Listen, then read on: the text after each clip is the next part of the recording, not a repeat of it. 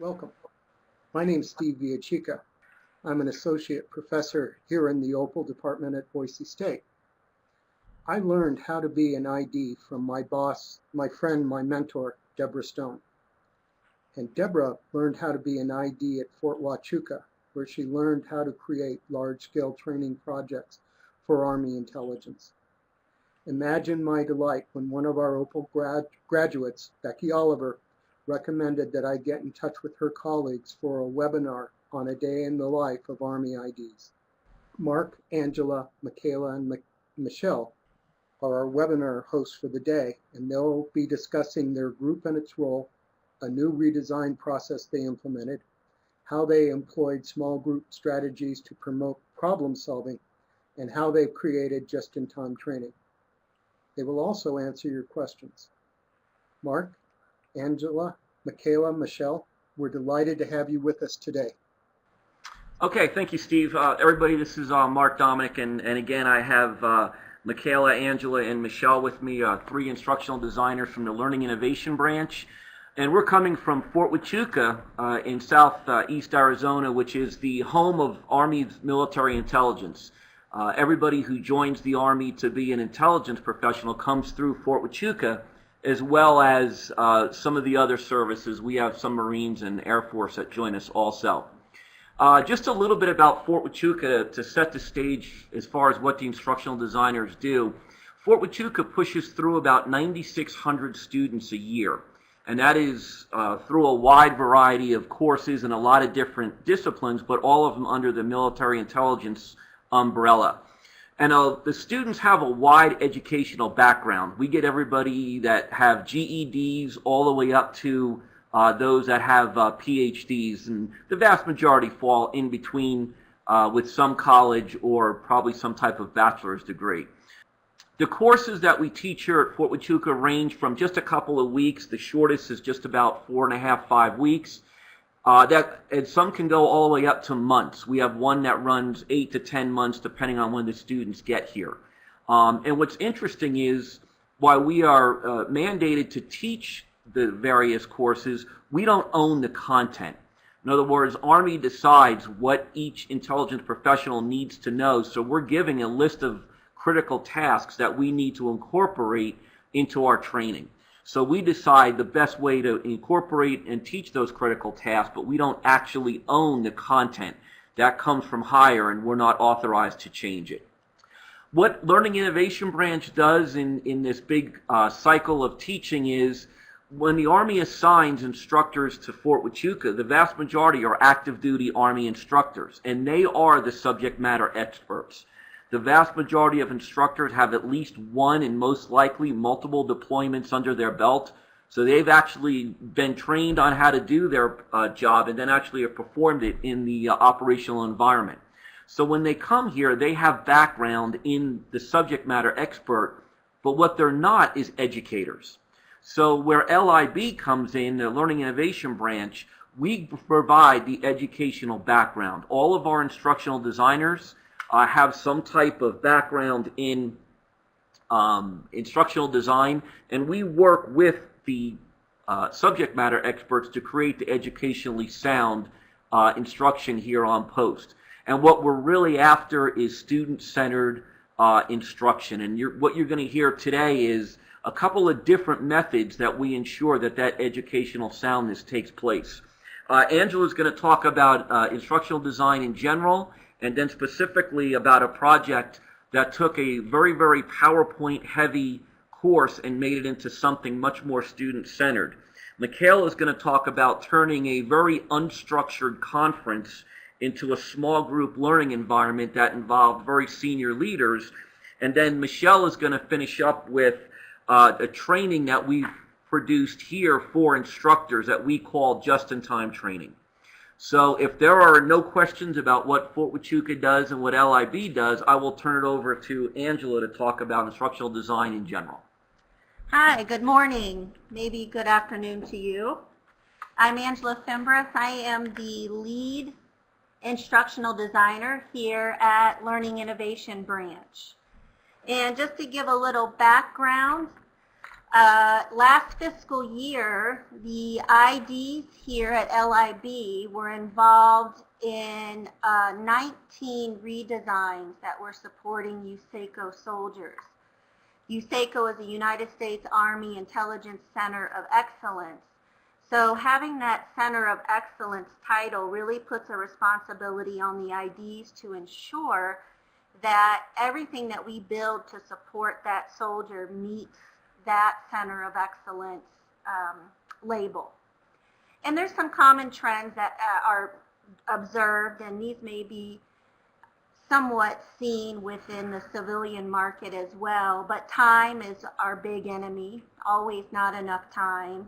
How to have soldiers who come with varying levels of experience, knowledge, have them in one room and meet a end state as a whole, and personnel, not enough instructors to train. And these are trends that we've seen, and we face them repeatedly, and we've come to put together some great solutions for these. So the one redesign that I'm the most proud of was the 35 Fox Skill Level 10 redesign. That is the Intelligence Analyst. That course was 83 days in length and was very, very PowerPoint heavy, probably close to 2,000 slides. We were mandated to work with 11 individual critical tasks. Those critical tasks are what the soldier must know and do in the field. The majority of the 35 Fox 10 soldiers came there from basic training with little to no college credits, so most of them are straight out of high school. But they have a very large responsibility, and that is to deliver accurate and timely intelligence to the commander. We redesigned that course in 9 months, and we went from thousands of PowerPoint slides to no PowerPoint slides at all. So we do follow the Addie model. All the instructional designers and USACO follows Addie. TRADOC mandates us to do that. And we, the IDs, are very heavily involved in the first pieces of the Addie, the analysis and the design. And the analysis is that foundational piece that everything gets built on. If your analysis is poor, your design will be poor, and that will reflect in the development and then the following phases of the Addie. So we work very closely with our SMEs that are assigned to us, and we literally deconstruct that critical task list that we receive and reconstruct it in a way. Yes, I see the question. Yes, we reconstruct that critical task list in a way that it can be implemented educationally sound in the classroom. And there's a question, can you describe some of the required intelligence analyst skills and knowledge? The intelligence analyst for the MI profession has a wide breadth of skills and knowledge. They do terrain analysis to see routes that the enemy or threat is going to take in order to meet an objective. The intelligence analyst is also responsible for doing weather analysis to see how weather will affect not just enemy systems or enemy personnel, but friendly systems as well. So for example, they are responsible for knowing the weather 12 to 24 hours out in advance, so they can recommend to the commander the best way to utilize, say, a drone, or the best way to utilize infantry. They are the end-all be-all of a threat. They know what the threat looks like on the ground. They know what the threat is capable of doing, and they know what the threat has done historically in the past. Intelligence analysts are very focused on data mining, so they will go and pull every piece of historical information about that threat and attempt to build basically a model on what that thread is going to look like on a particular piece of ground. And the intelligence analyst is the individual that is going to describe to the commander what the thread is going to do, so the commander is able to make informed decisions about the operation. When you gather data from your SME, what format do you use? Approximately how long do you spend with your SME? That is going to depend on the course. We spend as much time with the SME as possible, but our SMEs are almost always platform instructors as well. So we have to be very good at time management. We have to be very good with our questioning skills so that we do effectively retrieve and dig answers in an efficient manner. And the data, there's not necessarily a format. We have a couple different ways for us to gather data. We can gather data from previous surveys that students have engaged in. We can gather data from the course, historical data such as test scores. So we have a lot of different venues for our data. So once we have our analysis, we go into the design where we have to take that critical task list, which is meant for the field. It's meant for a soldier at a unit. We have to take that critical task list and make it work for the institutional or the classroom environment. But we do have to replicate that operational environment as much as possible so you don't lose anything within translation. Most of our courses here are the 35 series on Fort Huachuca. I'm not quite sure. There are some shared tasks that will go throughout all the MOSs, but we really focus on that individual critical task list, which is mostly built with unique tasks, meaning they are unique to that MOS, that 35 series. And the 35 series is for the enlisted side. We do train commissioned officers such as lieutenants and captains. We also help training with warrant officers, which are the technical experts within their series. Hopefully I answered your question. Awesome, thank you. Some of the ways that we work with the SME, and I mentioned before, is questioning. It's absolutely necessary for us to be successful, is to have really strong questioning techniques when working with your SMEs. There's times where our critical task list does not translate very well into a learning objective. So we really have to get an idea of what that task looks like in the classroom. What does it really mean? Where are places where they've observed soldiers struggling within the content? And so we try and work very close with them and get as much information from that SME as possible. So some of the other ways in which we wrangle SMEs, for me, I think first and foremost, you build a strong relationship with your SME.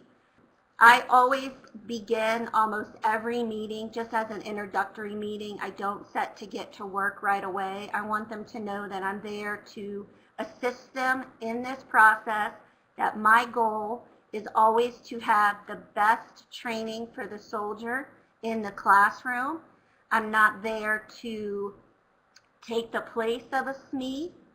And I think if you just build that initial relationship, people skills, it really helps. You will always have some difficult personalities. That's okay. You're not there to be friends, but you are there to get a job done. And it's my goal that that job is done the best way possible. I always think about the soldier in the seat in the classroom.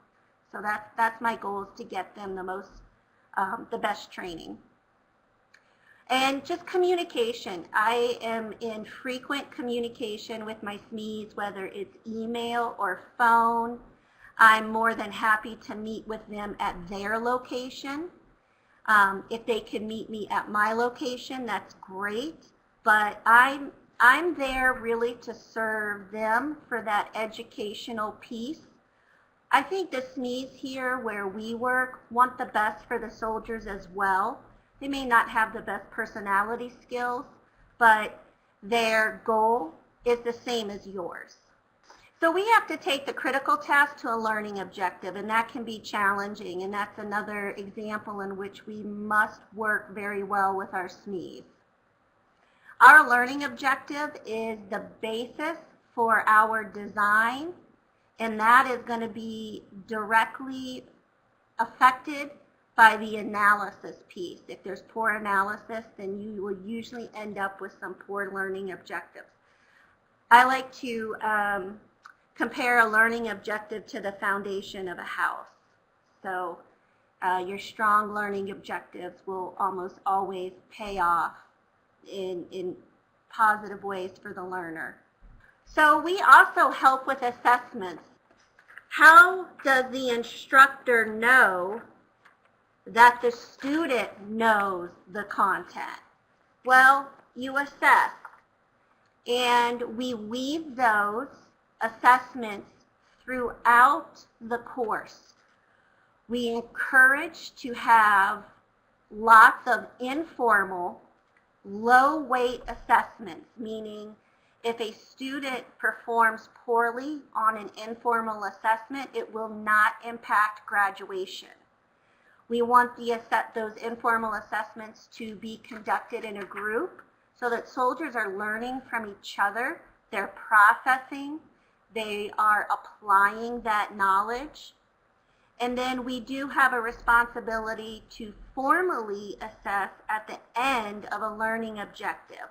But we've scaffolded and spiraled the content along with informal assessments that we have set that soldier up for success when it's time to formally assess. We provide some trainings on how to develop rubrics. Rubrics are quite the mystery to non-educators. So we facilitate with assessments how to ask good questions, multiple choice that go beyond a comprehension level. You can actually get to analysis with well-planned multiple choice questions, and a rubric that's going to accurately measure the objective. The last thing that the IDs will do when redesigning a course is provide a lesson plan.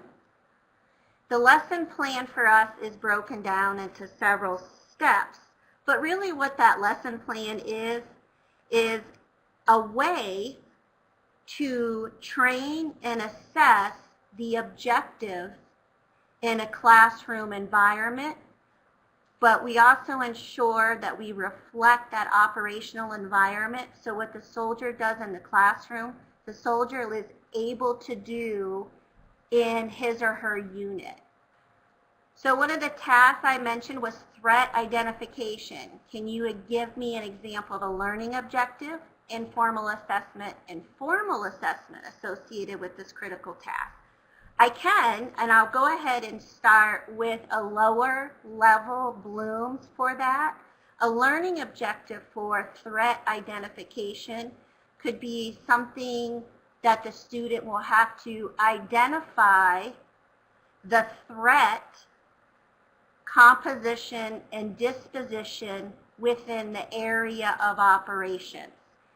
And I would have a standard in there that the student will identify the threat, composition, disposition within that AO, and I would add some criteria that I as an instructor could measure so that I know that the student knows the composition, disposition of the threat.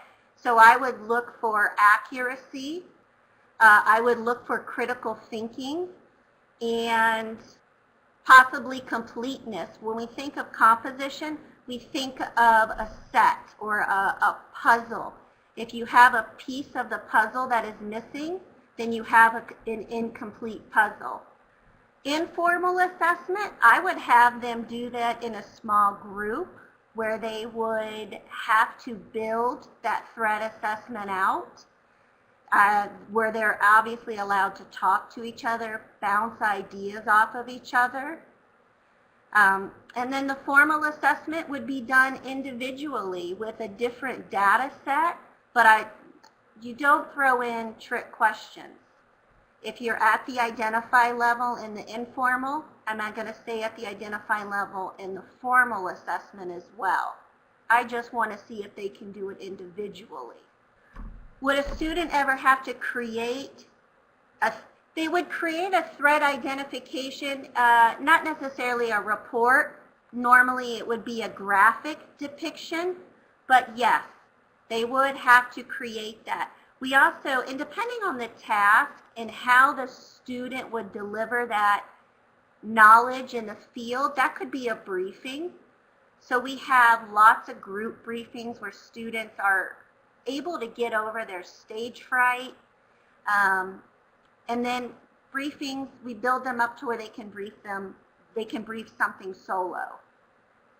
A formal assessment, it depends on really the end state. A formal assessment, sure, it could be a multiple choice. The assessment has to match the Bloom's level. So if you get a bit higher than analysis, it can be difficult to do that in a multiple choice. Practical, we encourage a great deal of application, but application for us always comes with some level of analysis. You don't just write something on an overlay to write it on an overlay. You write it on the overlay because you are going to inform somebody about that thought process. So we mimic the OE as much as possible. If they're briefing, we have them brief in the classroom. If it's a white paper, a paragraph, they write it in the classroom. All right, thank you so much. I am going to hand this off to Macaela. Hi there, good morning. This is Macaela Cashman, and I'm the deputy here at the Learning and Innovation Branch. And my piece is going to be an example of what Angela was talking about in practice. And what initiates change here and initiates redesign is a number of things. It could be that doctrine has changed. It could be that time available to train has changed. So it could be that the command has directed some kind of change in training. And for the case of my course that I'm going to talk about, it was all three. The Army has gotten new doctrine. Our commanding general decided to shorten this course because it's a high-level course for people going into command as senior-level officers. And he decided that they really didn't have time, so he just cut 3 days off of the course. And the instructor of the course didn't have very clear guidelines about how to accommodate the material that needed to be taught and still make the course even shorter. So what we did was take a course that was a seminar. There were a lot of generals that come to talk to this group of officers, three-letter agencies. It was mainly lecture, and we incorporated some small group activities and problem solving throughout the week. So it went from 8 days to 5, and it starts with a case study that's being used throughout the Army Intelligence Center of Excellence. We're moving more from working with fighting terrorism to more traditional large-scale type of combat. So we have kind of a very interesting in-depth scenario that the whole Army is working with now to try to relearn skills that have kind of gone by the wayside in the past few years. So I have taught small group methods for several years to Army instructors, and we used a number in this course. Case study is one. Then after they were presented, we're just doing this for the first time, the pilot is this week, and they see a video and they're given a brief about this specific example of a battle, and then they divide it into groups according to where they're going to be stationed, what their specialties are. For example, the people in human intelligence, they're in one group. People who are more involved in training are in another group. And then they brainstormed, after they were presented this case study, things that they thought that military intelligence might be able to affect in the problems that they're going to face.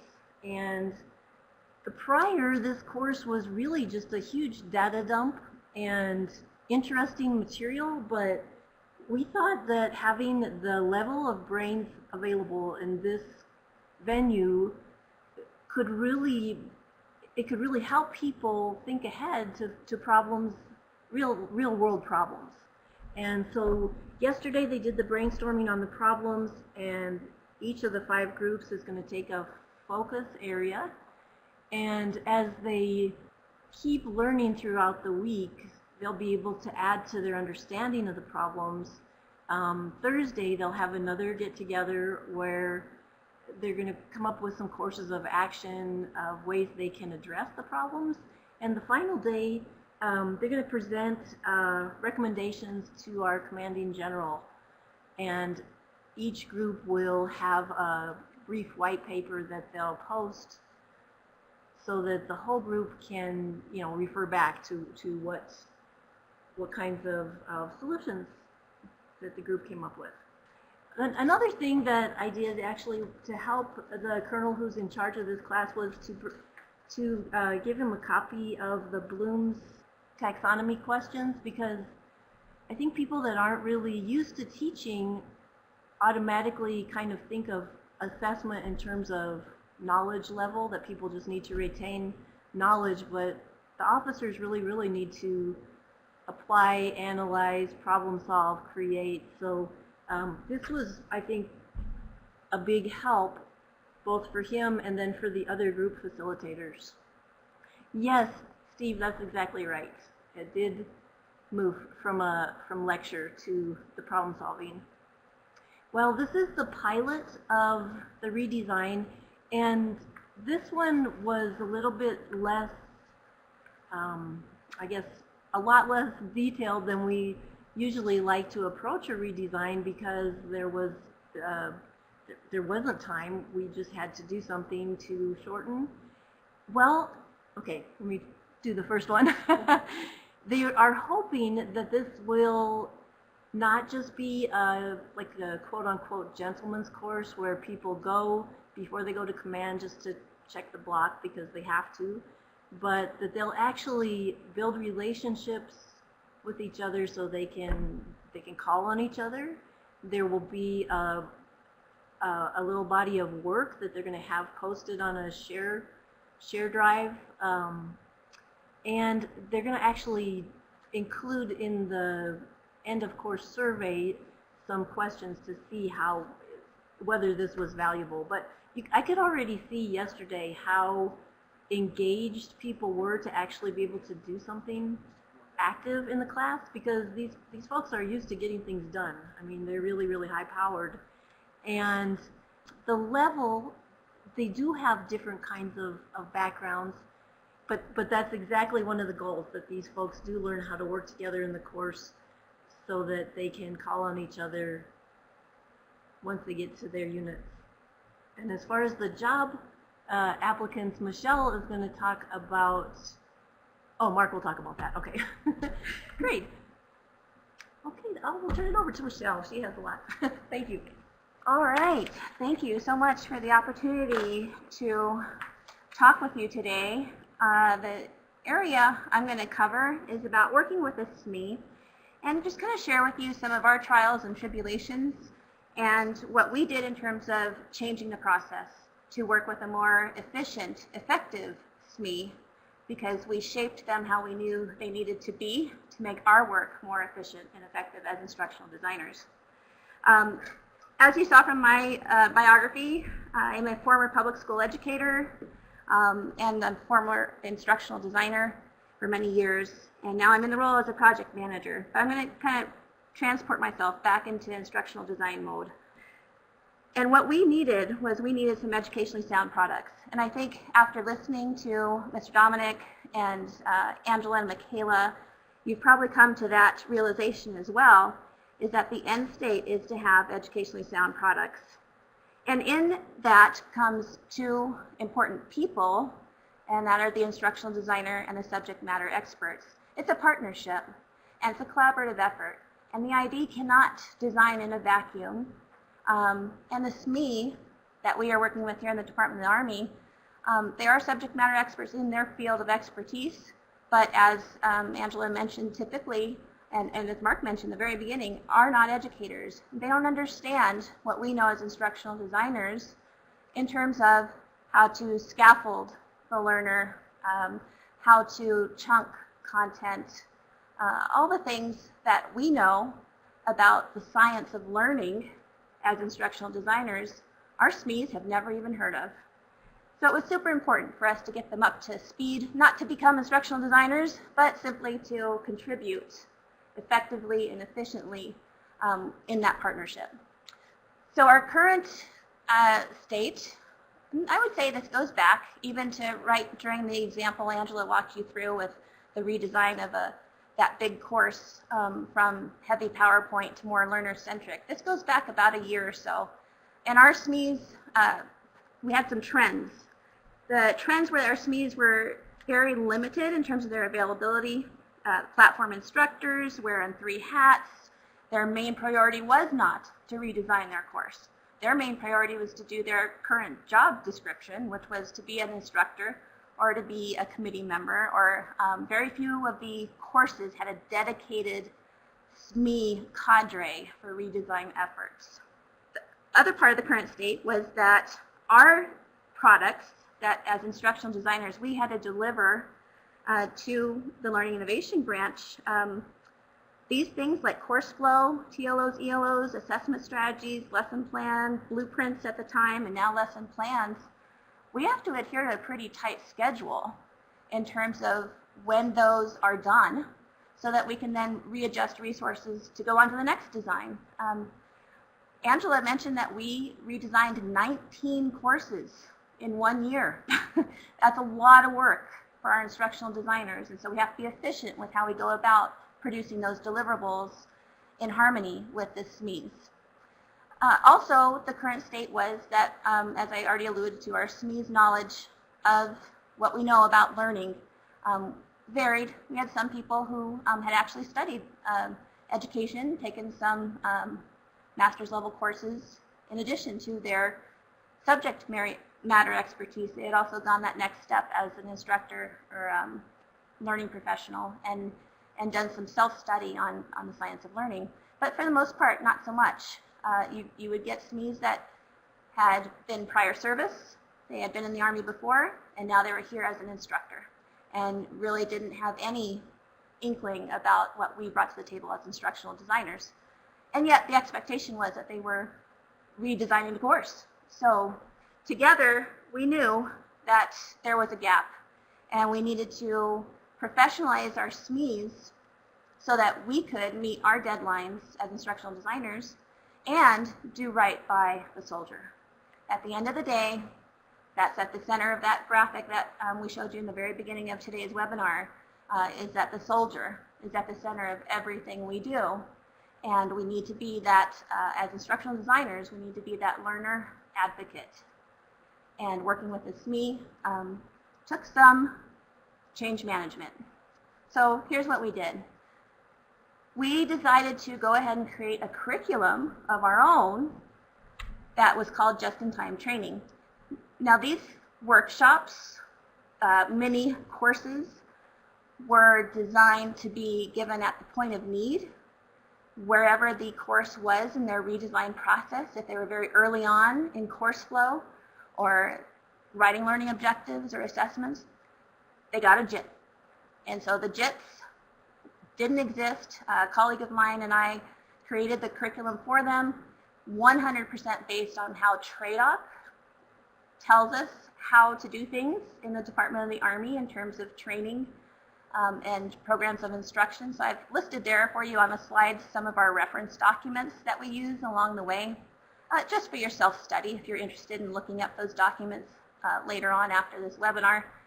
But those are kind of the guiding forces for the curriculum that we designed for these just-in-time training events. In less than 8 months' time, we conducted, two of us, conducted over 70 JITs for over 350 attendees. And the topics for our just-in-time training events, I've listed in green there on your slides. We had a topic on course flow, learning objectives, assessments, rubrics, lesson plan blueprints, and lesson plan development. And I've given you just a little bit of a description about what those JITs entailed in terms of topics that were covered there in those bulleted areas. Let me go back to the first one. So these JITs were typically done in small groups. I would say the smallest JIT I ever did was a desk side JIT, where it was just me and one other SME, right? Maybe the biggest one I did was probably over Exodus at Christmas time for the 35 tangos. I had upwards of 15 in each of those sessions. These JITs were conducted either at the course, on their turf, right, in their classrooms, in their buildings.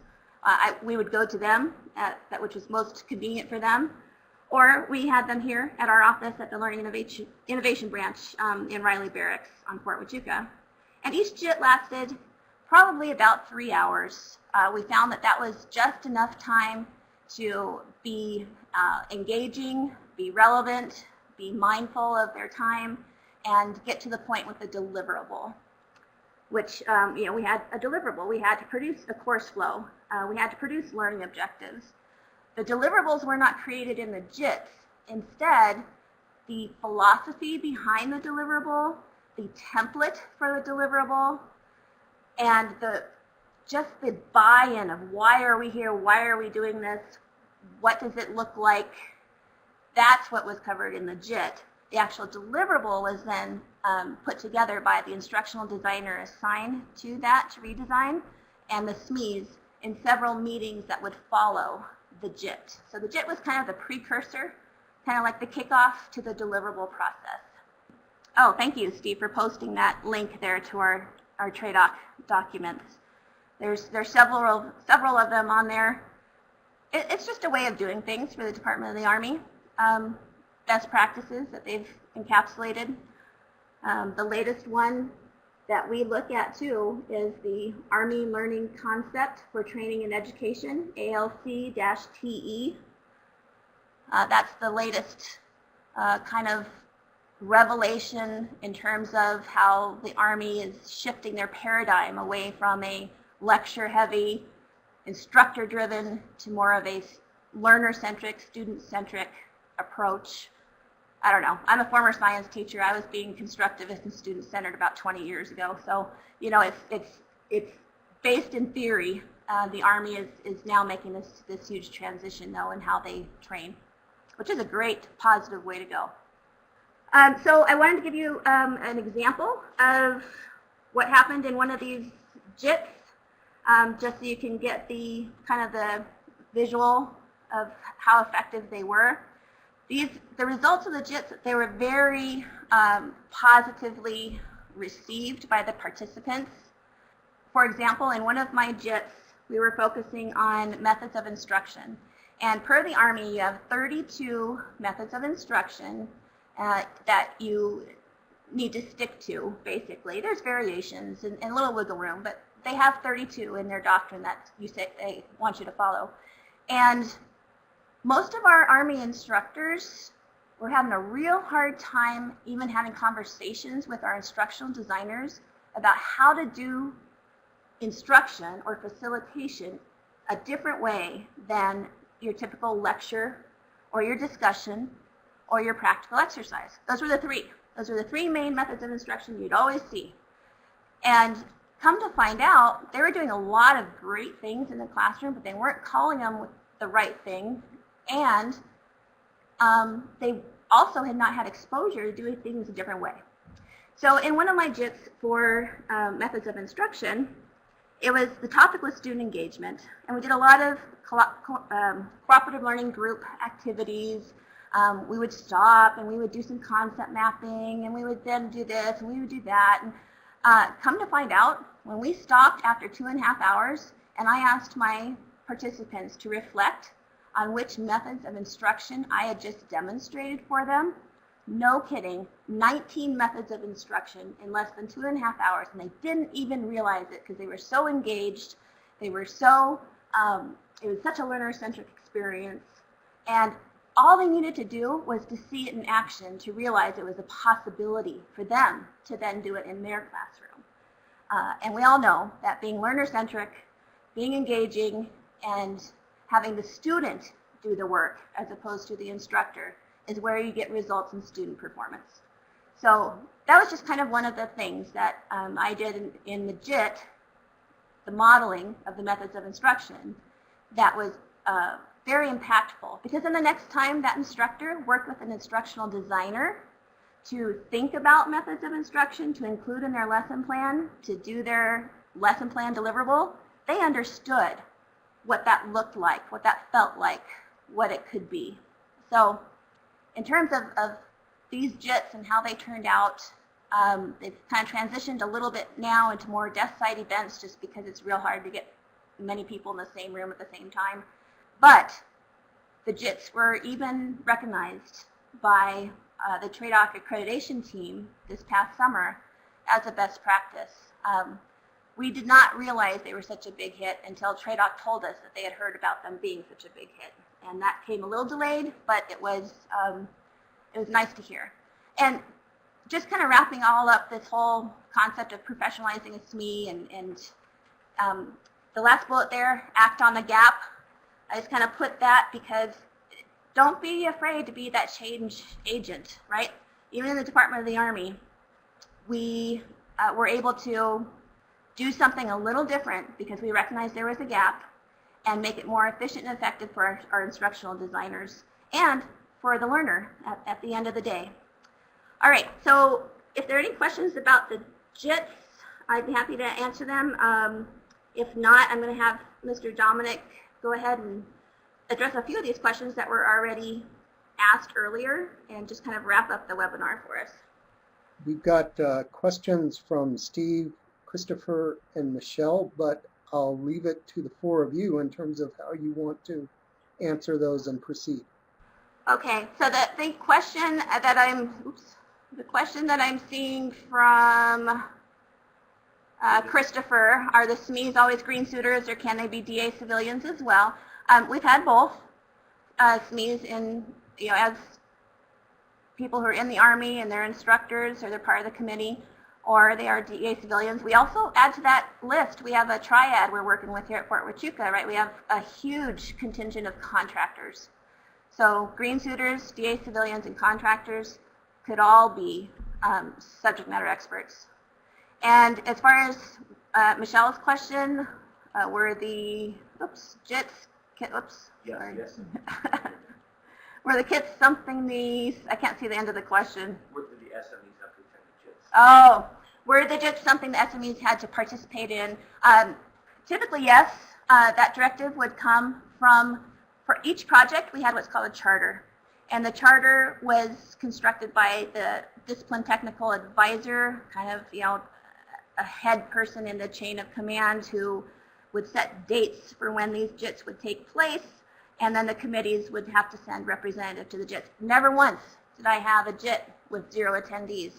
So, it's kind of a nice thing about working in the Department of the Army. Angela would like to address that question, Steve, about what she's seeing the SMEs doing now that they weren't doing before.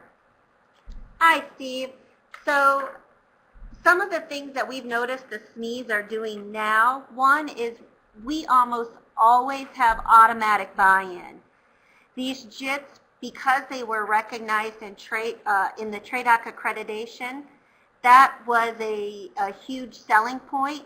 But to me, more importantly, they were recognized within the courses in which the JITs occurred, and it was word of mouth.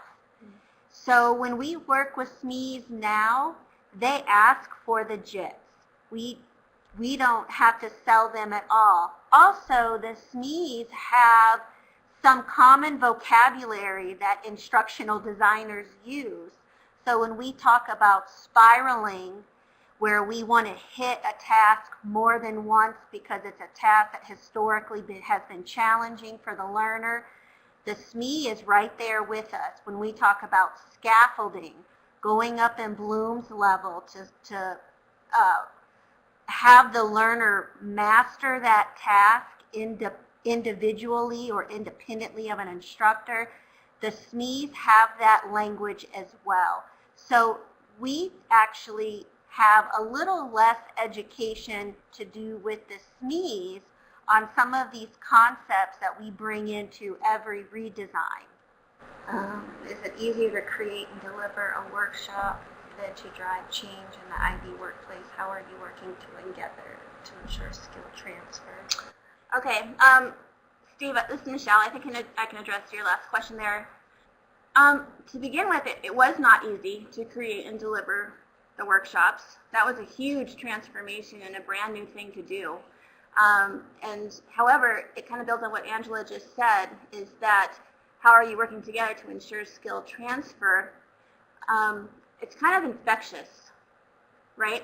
So when these instructors learn something new about how learners learn and how the right way is to design training, they just jump on it like it's the latest and greatest thing, and they talk about it with their peers, with their colleagues, and so they actually are the change agents at that point, as opposed to the Learning Innovation Branch or our instructional designers.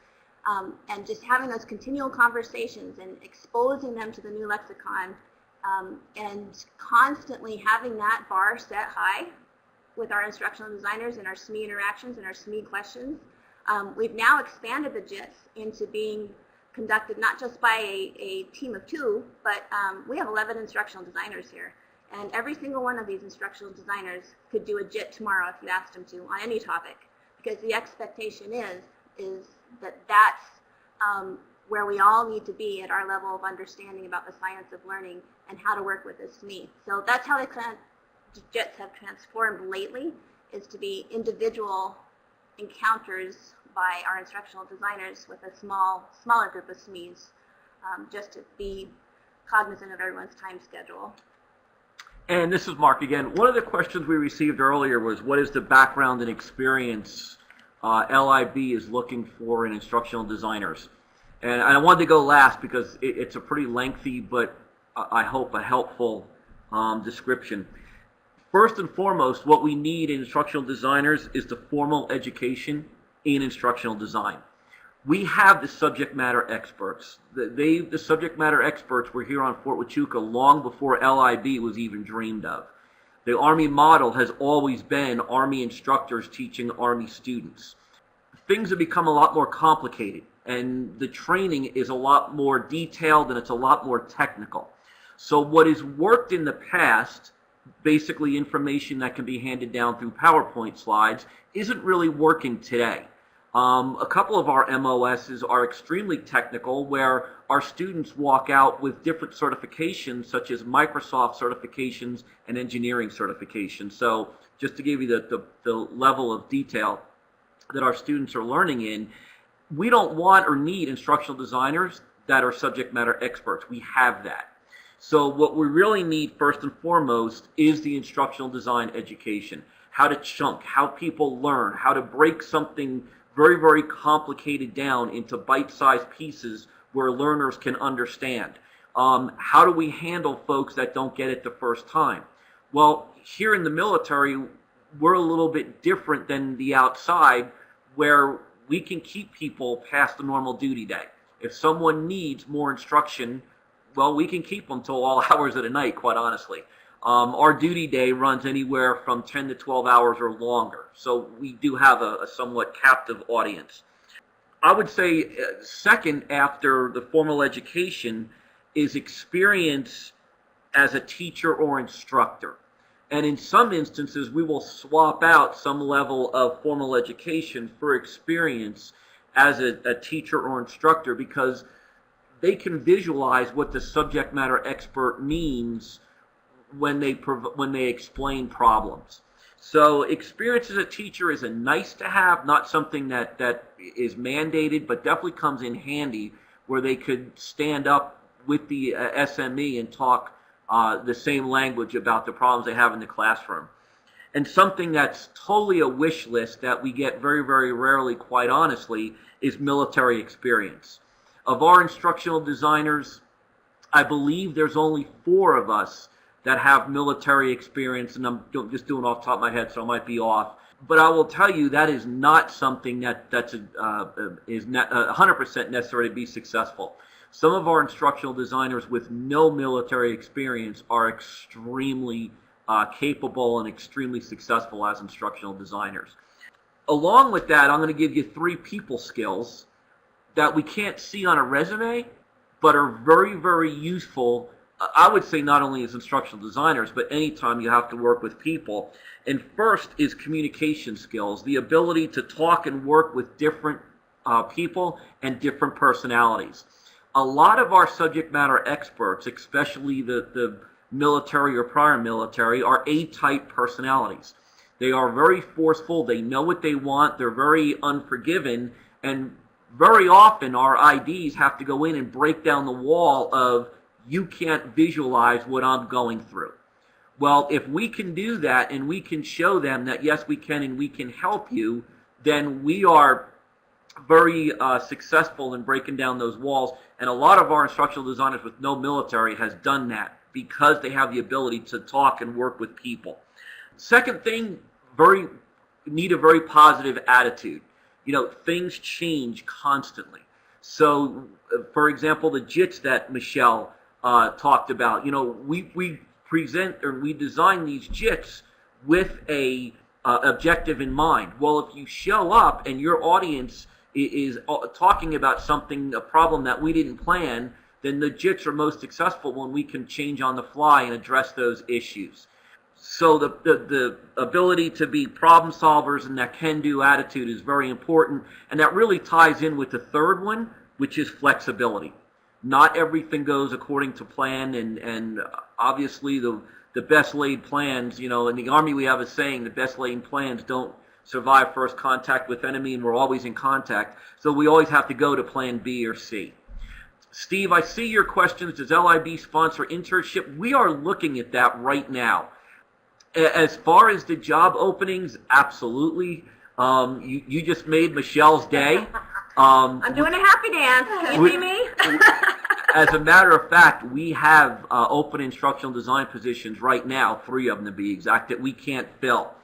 We have a local college that I won't name because it's not Boise State that basically has stopped producing instructional designers. And that really is impacting our ability to draw locally from folks that we have here.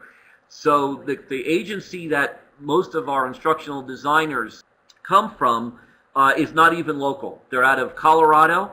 Steve, if it's okay, I will have Michelle briefly talk about the company and maybe even provide the website, if that's okay with you. All right. So as I mentioned earlier, we have 11 instructional design positions, and we do currently have 3 vacancies. So I'm the project manager for all 34 people in this shop. We're not just comprised of instructional designers. I mean, we have other functional areas, graphic artists, videographers, web developers here in the shop in that 34 as well. So the 2 companies that are hiring for these instructional design slots are called One Prospect and Tipping Point Solutions. One Prospect is an organization out of Oklahoma, and Tipping Point Solutions has their headquarters in Denver, Colorado.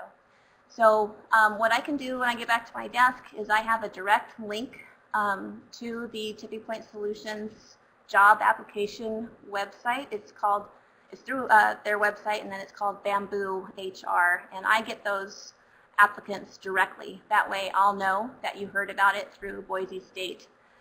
So I don't have it right here in front of me because I was kind of waiting to see how this all rolled with the ability to recruit, but thank you, Mark, for giving me the plug. So Steve, we'll just send that to you directly in email, and you can put it on your listserv or however you do job vacancies. We truly appreciate it. Steve, we just want to say thank you for the opportunity to do this. This is a real fun way for us to come together and interact with your alumni and your students. And thank you for being so generous with your time and expertise.